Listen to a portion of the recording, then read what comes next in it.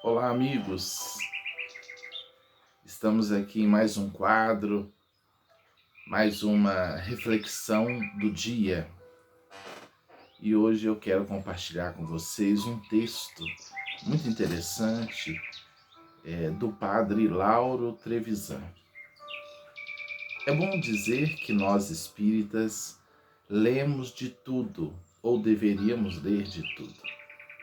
O próprio codificador da doutrina espírita, Allan Kardec, propõe nós lermos até os textos contrários, os livros contrários à doutrina, né?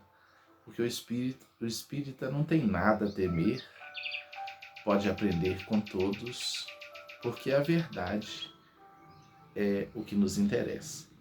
E eu gosto muito de ler os textos do Padre Lauro.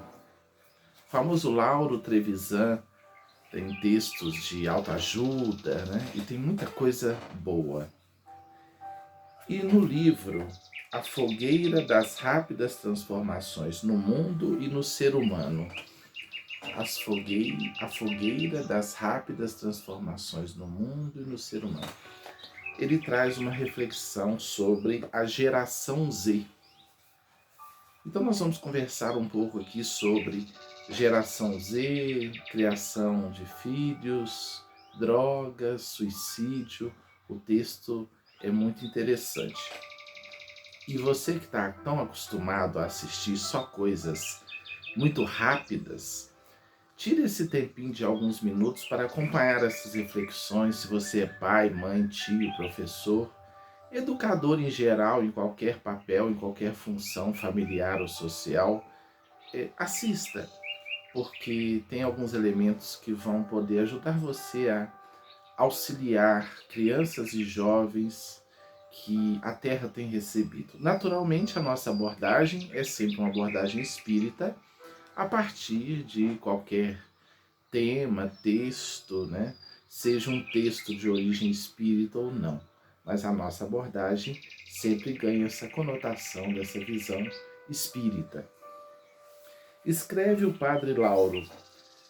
Outro dia até eu enviei um e-mail para ele, tive a alegria de obter a resposta, parabenizando pelo trabalho dele, e sempre gostei de ler os textos do Lauro Trevisan. A geração Z, nascida no início do ano 2000, é a adolescência de hoje, é a avalanche deste milênio. São jovens sempre conectados, vivem colados nas redes sociais e nos relacionamentos virtuais. Têm ideias próprias, às vezes confusas e ilógicas. Apreciam as novidades que surgem, já não escrevem cartas, são mais desapegados da família, do emprego fixo e do país onde nasceram. Família com filhos da geração Z vive a fogueira intensa das transformações atuais. Para esta geração, a casa já não é o centro da vida e os pais não são mais o fator predominante de educação e orientação. Isso causa desajustes entre a palavra dos pais e o aprendizado de rua, nos arroubos da adolescência aos que se arrogam a pretensão de saber mais do que os pais, às vezes causando sérios enfrentamentos. Então aqui nós vemos uma geração de espíritos já mais desperta por um lado, porque já assumem mais cedo a própria realidade espiritual, mas ao mesmo tempo uma geração que carece de uma postura de maior humildade diante da autoridade pater-maternal, porque no papel de filhos, mesmo nós sabendo que somos todos espíritos, filhos de Deus, o livro dos Espíritos nos fala que cada um tem que enquadrar-se no seu papel para realizar aquele aprendizado. Cada um tem o seu papel, né? Uma educação deficiente na família vai se deparar com uma educação deficiente na escola, onde encontrará professores com tempo para nada, comprometidos com outros contratos, uma vez que a vida exige essa maratona para colocar as finanças à altura dos sonhos. Eu fui professor durante 20 anos e isso é pura verdade, né? O professor brasileiro tem que trabalhar em 2, 3 cargos para sobreviver. Então não é fácil. E recebemos crianças e jovens que não recebem, vamos dizer, um acompanhamento da família conforme precisa. Claro que há raras e belas exceções, mas no geral, os professores comem o pão que o diabo amassou com o rabo dentro de sala, tendo que dar conta de meninos que não reconhecem autoridade, que não têm limites, que não conseguem respeitar ninguém e nada, além de um elevado nível de desinteresse. E a pior coisa para o educador é levar um conhecimento a quem não quer, né? Vender um peixe a quem não quer comprar. Isso é terrível. Então a escola sofre o reverberar dessa incompetência da criação dos filhos dentro dos lares. Porque a escola instrui, a educação deve estar na família, né? E muitas vezes esses pais vão à escola por conta de reclamações, a escola solicita e chegam lá e ainda distratam os educadores apoiando os filhos, o que é vexatório, né? O que é triste, porque os professores enfrentam esses problemas. Eu tenho 2 filhos e falo com eles. Se me chamarem, eu vou apoiar o professor. Claro que há também exceções, há questões graves que ocorrem na escola, porque o ser humano é frágil em todos os departamentos da vida, mas devemos apoiar os educadores. A fogueira das urgências queimando os pés das pessoas obriga o casal a sair cedo de casa e voltar tarde, não sobrando espaço para os filhos, que crescem muitas vezes sem o carinho, o abraço, a boa palavra, a orientação e o acompanhamento diuturno. Esse vazio no ninho pode deformar a cabeça dos filhos que vão encontrar apoio e presença entre companheiros também à deriva, passando a conviver com traficantes, assaltantes, moleques e fujões da escola. Uma vez em nossa cidade colocaram até uma faixa: adote seu filho antes que um traficante o adote. Então devemos nos aproximar dos filhos, estar junto deles, ouvir as dores, chorar com eles, abraçá-los, senti-los, percebê-los. Quando eles chegarem, quando forem adolescentes, quando forem às festas, né, como jovens, recebê-los e perceber como eles estão, estar sempre conversando. Devemos ser os melhores amigos dos nossos filhos, indubitavelmente. Isso não é só um discurso bonito, isso é fato. Isso é fato. Agora, com a tendência geral de abrir o trabalho para 7 dias por semana, agora mesmo é que está arruinada a ação benéfica supremamente necessária dos pais sobre os filhos. Quando se derem conta, vão querer dar mais atenção aos filhos, mas aí é tarde, pois os garotões já têm outros interesses mais fortes lá fora.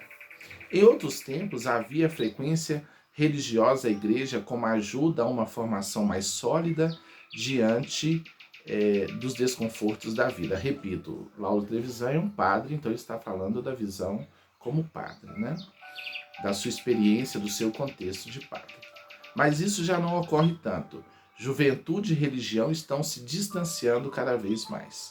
Em parte, a igreja é responsável ao insistir em liturgias meramente formais e sermões medievais que passam longe da cabeça dos jovens. Então ele aqui dá uma sarrafada na própria estrutura da igreja, nas suas práticas, nas suas liturgias, mostrando que há necessidade. E nós espíritas também precisamos atentar para isso. Há palestras, há encontros de jovens que fogem muito da realidade dos jovens. Não é que nós vamos acatar o que os jovens pensam, no sentido de não levar nenhuma reflexão séria, mas nós temos que entender a realidade deles, né? Eu já vi algumas palestras direcionadas a jovens que eu percebi que estava muito distante, aquela coisa muito puritana, muito irreal, muito distante do que o jovem vive, né? Outro dia eu comentei num vídeo, igual quando se fala de masturbação, alguns alguns religiosos, alguns espíritas até proibindo que isso atrai espíritos. Meu Deus, é um processo natural que deve ser vivido com equilíbrio, porque é uma energia que precisa muitas vezes extravasar. O que nós devemos buscar o equilíbrio do ser e não criar tantos medos, tanta coisa, que isso é pior. Ou o jovem adoece ou ele se afasta da proposta, né? Porque essa energia embola no indivíduo. Você que está acompanhando o vídeo, deixa aí um comentário, sua dúvida, sua proposta. Vamos estudar juntos aqui no canal. Sobra o vazio existencial. Não basta a igreja se queixar da situação. Necessita urgentemente fazer uma autoanálise sincera e entrar de uma vez no mundo em que está inserida. Segundo estudos atualizados, o suicídio é a quarta maior causa de morte de jovens entre 15 e 29 anos no Brasil. A quarta maior causa de morte de jovens. É uma loucura isso, né? Então nós devemos estar atentos para essa realidade. Jovens entre 15 e 29 anos. Sem contar as porcentagens de óbitos causados por drogas, bebidas, acidentes aventureiros e rixas descontroladas entre gangues e fora delas.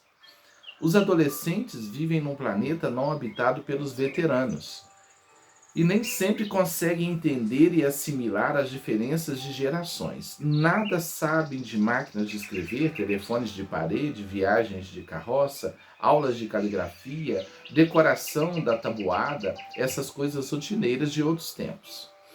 Então, no bojo da transição, quase sempre despreparados para clarificar o caminho. Leem o que, estudam o que, ouvem quem, debatem seus temores e ansiedades com quem. A solução escolhida para sentir-se bem, relaxar e se divertir, com frequência, é a droga e a bebida, antessala da autodestruição. Um dos problemas do adolescente que está chamando a atenção dos psicólogos e do governo é a automutilação de alguns deles, fenômeno estranho alarmante. Já recebi em consultório muitos jovens, que se automutilaram. Produzem cortes na pele como autoflagelação para tentar substituir dores emocionais provocadas pela solidão, frustração, tristeza ou maus tratos. Então se ferem para substituir a dor física pela dor que trazem na alma. Isso é muito triste e é real, meus irmãos, é real. O livro foi escrito em 2019, tá? Então é bem atual, estamos aí em 2021 e com a pandemia, eu acho que nem passamos esses 2 anos direito. Então ele cita aqui autoridades da época, O ministro Osmar Terra, do Brasil, determinou notificação compulsória pelos estabelecimentos de saúde dos casos de violência autoprovocada, incluindo tentativas de suicídio. O lado bom dessa nova geração é que já nasceu lidando com celulares, computadores, smartphones, WhatsApp, YouTube, Facebook, Messenger, Instagram, Twitter, FaceTime, Bluetooth, foguetes espaciais, GPS. Meu Deus, é muita coisa nova, Futebol de grandes clubes com grandes torcidas em grandes estádios, carros da família à disposição, shoppings, facilidade de sair de casa para cursos do exterior, pouco interesse em encaminhar desde cedo um patrimônio físico. O jovem Z, às vezes, diante de uma encruzilhada existencial, fica ansioso, sem saber que rumo tomar. Uns de cabeça boa saem à luta para encontrar seu espaço. São radiantes, acreditam em si, têm visão positiva do mundo e fulguram nos ambientes em que se inserem. Entram esperançosos pelos labirintos sedutores da tecnologia a fim de ocupar as vagas que se abrem aos borbotões no mundo dos avanços eletrônicos. Outra parte se perde em decisões, temores e dúvidas. Para acalmar a mente e relaxar, muitos buscam a maconha, que os amigos garantem ser prazerosa e sem riscos. O Dr. Drauzio Varela, médico oncologista, cientista e escritor brasileiro, em artigo no jornal Zero Hora, escreveu: Alguns acham que se trata de uma erva natural, a maconha, que traz relaxamento, sensação de paz e percepção aguda da realidade sem causar dano. Alguns não sabem que o THC, o componente ativo, é absorvido nos alvéolos pulmonares e cai na circulação. A dependência química é desconhecida ou negada, mesmo por gente que faz uso diário há décadas. A perda de memória ao fumar é menosprezada até pela jovem que esquece uma ponta no cinzeiro da sala dos pais. E pior, ninguém ouviu falar que o consumo na adolescência pode ter consequências nocivas e duradouras. Diversos estudos, no entanto, mostram que o impacto repetitivo da maconha no cérebro, ainda adolescente, é deletério. Interfere na memória, na atenção, na velocidade de processamento das informações e na capacidade de concentração. A explicação está na vulnerabilidade do tecido cerebral na infância e adolescência. Então, muitas pessoas defendem a maconha. Mas eu fico vendo que normalmente qualquer droga gera algo muito curioso e triste. A pessoa começa a circular em torno daquilo e perde um pouco o desejo das outras coisas. Uma vez eu ouvi uma entrevista do Paulo Coelho e ele dizia, a Marília Gabriela, ele que foi usuário de droga, perguntou o que é a droga? E o Paulo disse, a droga mata o teu desejo. Eu achei uma das melhores respostas afirmativas, assertivas que eu já ouvi até hoje. A droga mata o teu desejo. Você perde a alegria em outras coisas, porque você passa a circular em torno, não só a maconha, outras também, né? O médico paraibano Rossandro Klingen, que é um companheiro espírita, né, psicólogo renomado e conhecido, psicólogo clínico, mestre em saúde coletiva e doutor em psicanálise, palestrante, fez uma afirmação muito dura sobre a juventude atual. Temos a geração mais suicida, mais drogada, mais consumista, mais ingrata da história humana. Jornal 0 Hora, 18/8/2019. Isso já é mais do que fogueira, é a antessala do inferno. Não haverá exagero na dose, mesmo que não seja tanto assim, foi ligado o alarme a 1000 decibéis, chamando a atenção dos pais, da escola, da igreja e de todas as instituições ligadas à educação. É urgente que os pais, na relação com filhos adolescentes, sejam não só amor, mas principalmente autoridade, imponham limites, conduzam os filhos com os olhos fixados na vida deles, ao invés de irem à escola brigar com os professores porque o filho é um indisciplinado e desrespeitador dos princípios mais elementares da relação aluno-professor. Mundo em transformação, fogueira queimando em altas labaredas. Maravilhoso texto. Há livros meus que falam da nova geração de espíritos que estão chegando, que já estão aí na Terra também. Claro que há espíritos antenados com a espiritualidade, é um grupo ainda menor. Mas segundo Divaldo Franco e outros médiuns e autores, o umbral está sendo esvaziado. E muitos espíritos umbralinos também estão na Terra. Grande número desses espíritos. Daí essa disparidade comportamental, alguns mais elevados e outros ainda trazendo comportamentos tão equivocados, muitas vezes inteligência aguçada ou uma mistura desses elementos. É um momento delicado da grande transição planetária à luz do Espiritismo. Precisamos nos aproximar de todos os jovens, seja aquele que já traz uma condição ética e moral superior, ou seja aquele que ainda se apresenta num primarismo mental, emocional e moral. Porque vivenciamos esse momento de trânsito para o mundo de regeneração. E é natural o choque desses seres. Daí, inclusive, o sentido da separação do joio do trigo, que também vai acontecer, ou já está acontecendo, porque chega um momento que não há um diálogo entre essas polaridades. Mas enquanto estivermos na Terra, vamos fazer o melhor e vamos chamar os jovens para uma vivência diferente, para entender a própria realidade espiritual, o sentido da experiência humana. Acolhê-los com afeto, mas educá-los com autoridade. Acolhê-los com afeto, mas educá-los com autoridade. Com limites, mostrando a porta estreita da disciplina, do sacrifício. Às vezes a gente quer tudo a tempo e a hora, a gente não está sabendo, porque o jogo funciona ali numa rapidez total, o celular, tudo é muito rápido. Abandonamos uma vida artesanal para uma vida altamente tecnológica e perdemos essa sensibilidade das coisas. Só estamos bem se estivermos muito estimulados. Daí tanta ansiedade, tanta insatisfação e tanta depressão. Há todo um trabalho de desaceleração a ser feito, de humanização, de evangelização, de despertamento espiritual.